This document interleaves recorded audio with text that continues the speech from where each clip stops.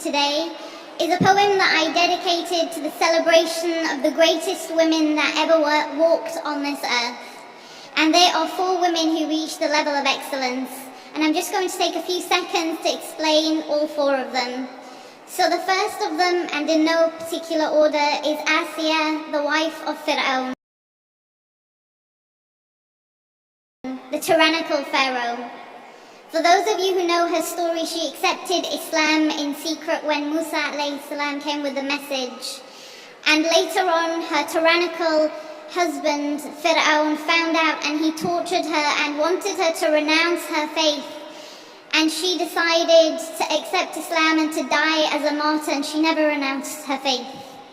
The second of these amazing women is Khadija radiallahu anha, who is the wife of the Prophet Muhammad sallallahu alayhi wasallam, the woman who embraced him when revelation descended. And the third is Maryam, peace and blessings be upon her and her son Isa alayhi salam. She was known for her modesty and for her piety and for her obedience to Allah and to her parents. And the fourth is, of course, Fatima, the daughter of the messenger Muhammad sallallahu alayhi wasallam. We are told about Fatima radiallahu anha that there is no one who emulated the characteristics and the mannerisms of the Prophet, peace be upon him, more than her. And so peace and blessings be upon all of them. And without any further ado, I will begin my piece, but before I want to explain the dedication of this poem, I would like to first of all dedicate this poem to my mother, who bore me in hardship and who raised me and continues to inspire me in everything that she does. I would like to dedicate this poem to my son Abdurrahman, who I was blessed with 9 months ago. And I would like to dedicate this poem to my husband Jihad, who is a constant support and a source of tranquility for me. And it was his name and his being and character that was an inspiration for the title of my book, Nafsi, Jihad Upon Myself. And now I will begin my poem. May this be for the sake of Allah.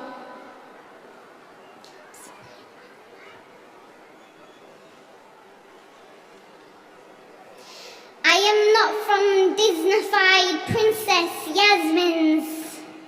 I am from dignified queens, from lands in the east where the sun's heat labored to make diamonds from a sand that was purified by toil and struggle. I am not from an era where beauty is learnt through YouTube tutorials and Instagram deets. I belong to a lineage of warrior women who fought on front lines and cared less for winged lines, like Amara, who took 12 wounds to protect the Rasul, peace be upon him. And he said to her, "Who is as strong as you, Amara?" I learn beauty tips from an Egyptian queen who died being tortured in African heat, who was stoned and whose skin was charred and singed by a searing sun that had no option but to rise that day. See, her soul longed for something greater than a mortal pharaoh. She was a queen, subservient only to the King of Kings, and her last words shall forever reign on the throne of my mind, so that I am reminded for what cause she died for when she said, in the midst of her martyrdom, "My Lord, build for me with you a home in paradise." And soon after she began to smile as her home was being shown to her. So forget about fluffy eyebrows, Egyptian winged liners and contoured noses, because her memory teaches me how to get my brain on fleek. We, women, whom ignorance deems to be weak, see through eyes that are bold but sweet, feel through hearts that are robust but meek. And we believe in a Lord who is irresistible, who is manifest and who is hidden. We women, followers of a religion that teaches us to be confident but humbly, teaches us that neither widow nor divorcee should be made taboo, demonstrated through the orphaned final seal, whose first love was a widow with children, Khadija bint Khuwaylid. And might I mention that she was also a very successful businesswoman, and we are in no need of modern constructs to demonstrate how a wife should love a husband, when we have in Khadija an exemplary woman of excellence, in whose home Gabriel entered and gave peace from her Lord. I have a teacher whose wisdom and belief were like a tree, firmly established in its roots, and whose legacy live on for me to nourish myself from its fruits. I come from excellence, a message nurtured in loving mothers who raise prophets and nations, and they never once felt worthless in the liberation of motherhood. No boycott genes or fight to enter a man's world, because these women knew that women rule, and that man is only a product of woman's strength.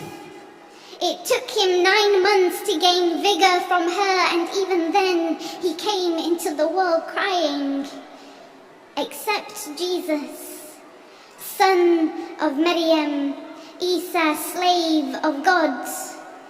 When the pangs of childbirth drove her to underneath a date tree in the valley of Bethlehem, and she was told, "Grieve not, as your Lord has provided water and dates, and peace be upon him the day that he was born, the day that he shall die, and the day that he will be raised alive."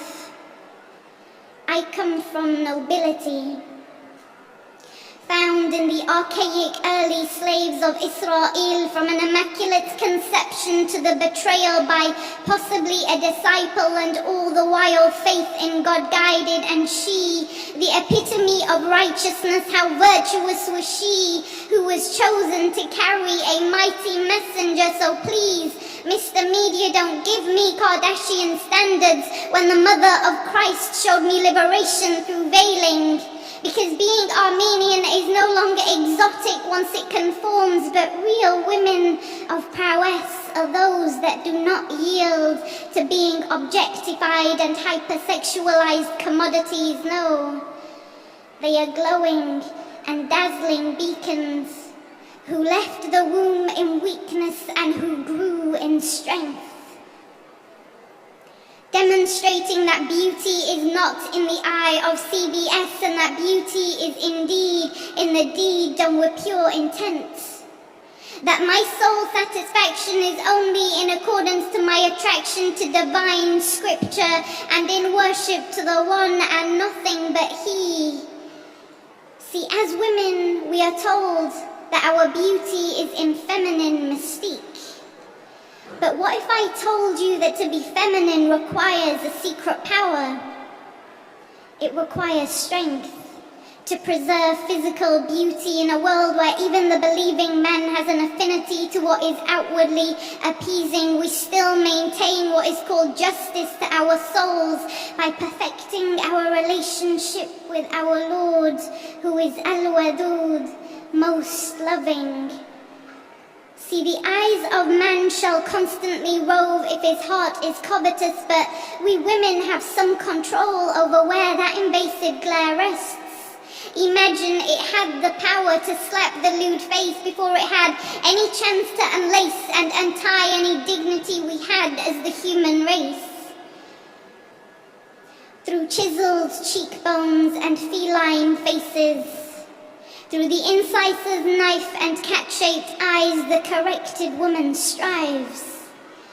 But a lioness is only so because of her spirit, not because of what sexual desire she elicits. So for all those that have gone under, let me introduce you to the mother of martyrs, Sumayya, former slave, who when asked to betray her Lord rejected and consequently felt the piercing sword straight through her womb. And here we are in this battle against vanity when my pious predecessors were too busy defending their rights for life. My religion posits and deposits the investment of previous madams equal children of Adam, because in our religion Eve was forgiven too. And this earth is not toil, it is testing. And suffering is not God's punishment on earth for women, no. In God's eyes we are equal, not man's sequel. And all thanks to my Creator for giving me Fatima and Aisha, peace and blessings be upon them both, for establishing scholarship of women upon this earth.